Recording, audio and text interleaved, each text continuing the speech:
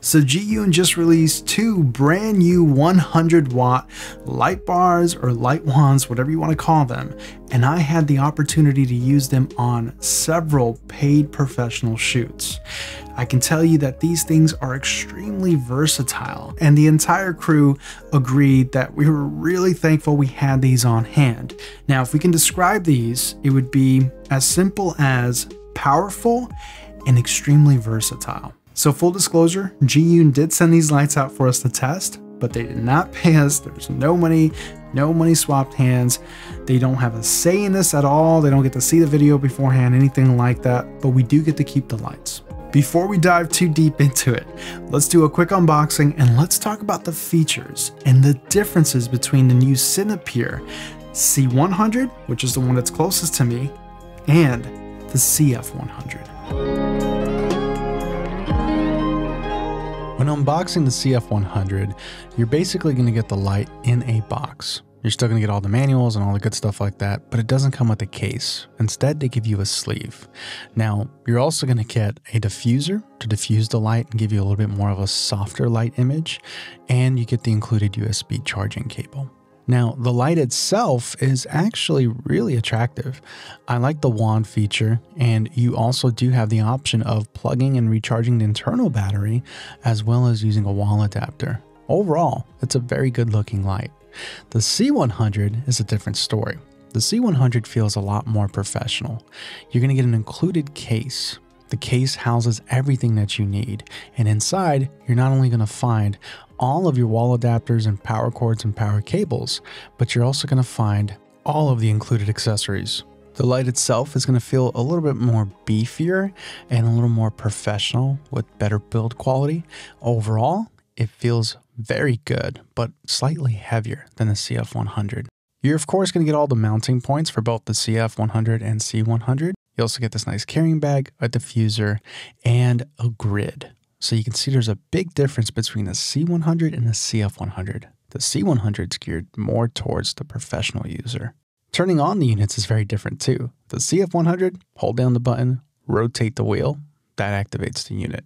And then you're going to find hotkeys located 90 degrees from each other. The max feature is pointing up, FX feature to the right, down you're going to get your RGB, and to the left you're going to get your normal color temp light. For the C100, to turn it on, double click and hold the power button. Then you have your mode dial, which cycles through all of the features, RGB, and color temperatures. The wheels on the right is how you toggle through the menu items and select them. Let's talk about specs for a second. Both lights are going to be 100 watts, and you can expect a TLCI of greater than 98 with the color temperature range of 2700 to 6500. Your CRI is going to be greater than 96, and of course your intensity, saturation are all going to be from 0 to 100%. The hue range is going to be from 0 degrees all the way up to 360 degrees, so you can expect efficiency and rich colors from these lights. One important thing to note: the CF100 does not support Zhiyun's app, but the C100 does, so it's going to be completely integrated. So I think it's fair to say that Zhiyun is starting to build a pretty good reputation when it comes to lights. I had the opportunity to test out the Molis G300, which was fantastic. And Zhiyun's also getting this reputation now of having this like max boost feature, which both of these lights have. And I can tell you that the max boost feature is not a gimmick. I've actually used it. I've used it on actual shoots, and for the shoot that we're actually doing where we were interviewing somebody for a corporate interview, we were doing some B-roll where it required a lot of run and gun, right? Where we just kind of had to follow the talent as he was communicating in his natural environment with clients. And he wanted us to capture all of that. So the wands came in incredibly useful. So while we're shooting the B-roll and the camera choice for that day was the DJI Ronin 4D, we decided to just handhold these guys. The wands, the bars, whatever you want to call them. And it worked out fantastic. We were still able to do a 2-point light setup where we were, lighting the main subject and then the supporting character, which in this case would be the client. And the lights did their job. Where the max boost feature really came in handy for both the CF100 and the C100 Cinepeer was, we were in an office environment and some parts of the office were really dark and really small. And it was really hard to get proper lighting in there. So being able to hand hold these things and then boost them, both of them, gave us plenty of light. Now there is something I want to note though. The max boost feature has two cons. Number one being you are going to drain the battery very, very quickly. And number two being that you're now set on a certain color temperature. So keep that in mind. You might have to adjust your white balance or adjust the scene. And if you have contrasting colors, just keep in mind that now you're working at a different light temperature. But we also use these light bars for product videos, product commercials, where in particular, we're shooting a drink, and this drink that most of you are probably familiar with is kind of long. It's a can, it's kind of long, and a really cool feature that you can do with longer objects, reflective objects, when you are doing a commercial video for them. Basically, you put two light bars on either end of it, and it gives this nice streak of light just on the edge, just on the corner, the rounded corners of the can. And on camera, it's a beautiful thing. So these light bars came in clutch for product video. Now, of course, we still had our main light, our key light, and all that stuff. So in that setting, we had used these two light bars in particular for like an added effect. I don't want to say ambient or mood light because that's not what it was. It was more of this like fill light, but you know, very calculated for a specific purpose. So you can get very particular with these lights. And that's why I think they're very versatile. On the corporate interview, we actually used these as our fill and hair light.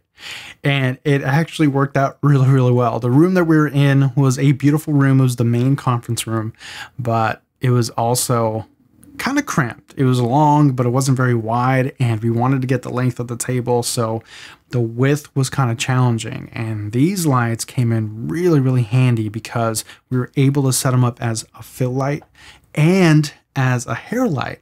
But the other thing that we had to keep in mind and consider was there was reflective glass everywhere. So these barn doors came in very, very handy to make sure that we weren't getting any reflections or glare from the glass. I can't stress enough how versatile these lights are. And if you're going to take them with you, probably 8 times out of 10, maybe 9 times out of 10, you are going to find a reason to take them out and use them. If not for ambience, because they are RGB, and the RGB gives great mood, great character, but also as practical lights. You can use them as practical lights, or you can use them as fill lights or effect lights, not color effect lights, but certain spill or effect lights to manipulate the light and bend it to your liking. How well would they work as main key lights? So I would say that the Cinepeer CF100, the one on the farthest from me, is probably going to be fine for YouTube work, social media content, or if you're going to be using it as even a main light for product videos, product photography. But I think not because of its output. It has plenty of output. 100 watts is actually pretty bright. And when you go to the boost feature, it's really bright. But it's just because it's not a big light source, right? So it's essentially a tube light or a bar light, right? A wand light. So you are getting a very concentrated beam, and that's not really what you want if you're trying to go for that like diffused, you know, natural look. Could it work? Absolutely. And if it's the look that you want, then you can make it work. But I think as a fill light, mood light, background light, all that other stuff that we had mentioned, it's fantastic. Now, what about the C100? The C100 is a little bit stronger, has a little bit more pro features. You still get a diffuser, you get the barn doors, but now they're going to also give you a grid. So you're going to be able to control your spill, which again, that's a very handy thing. It's also slightly larger, but still really tiny, considering that when you do have a main light or a key light, you want a large source. And especially if you want to diffuse the light and give this like natural look, natural feel to the image. But if you are looking for a little bit of a harsher, more moody look, then I would say they could both work out very well for you. And I think they're both going to be great for social media content as well as professional settings. Now, you're probably asking yourself right now, Tom, which light do you like more? Honestly, my honest opinion is I like the C100 a little bit more. The the Cinepeer C100 a little bit more because I just found that the build quality is a little bit more professional. You get a little bit more professional accessories along with it. You get a beautiful case.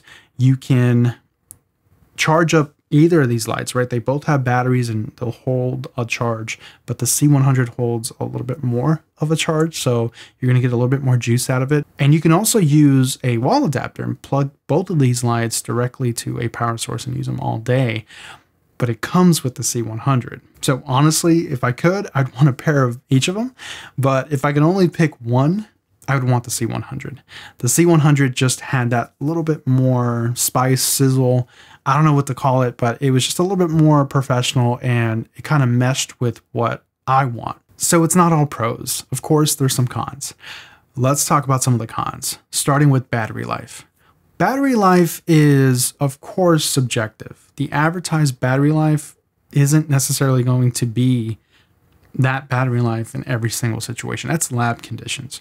Depending on how you're running these and how hard you're running these, you may find that the battery life isn't too great. But again, you can plug them in if you want to.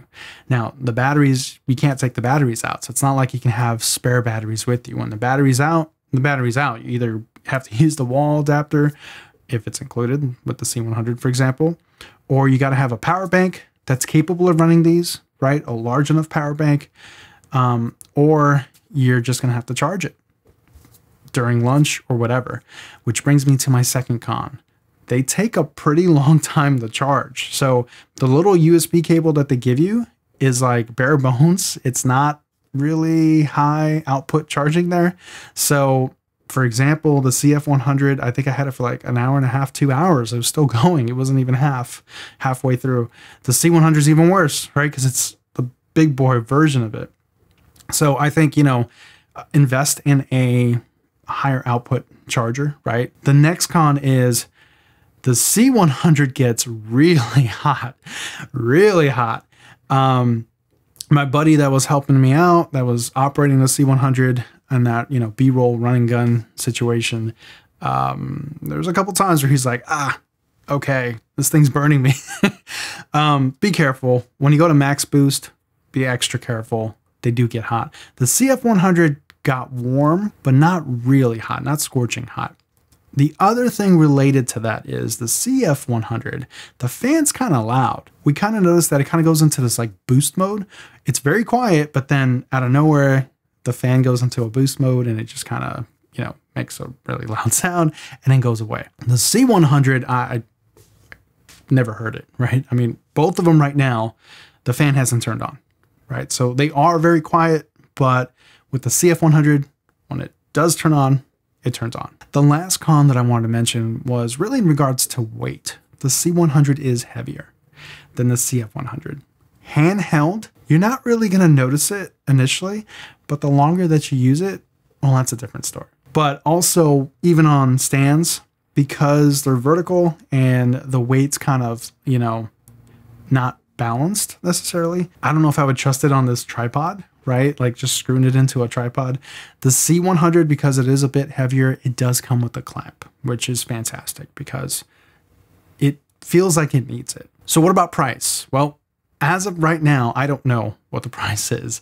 So I'm going to flash the price on the screen, but I'm assuming the C100 is going to be a little bit more because a lot more comes with it than the CF100. So that's basically it for this video. I want to thank Zhiyun for sending these lights out. They were a joy to use, really came in handy, and I think you guys are going to love them too. That's it for me, guys. If you found this video informative, please consider subscribing and joining our channel memberships. I'll catch you on the next video.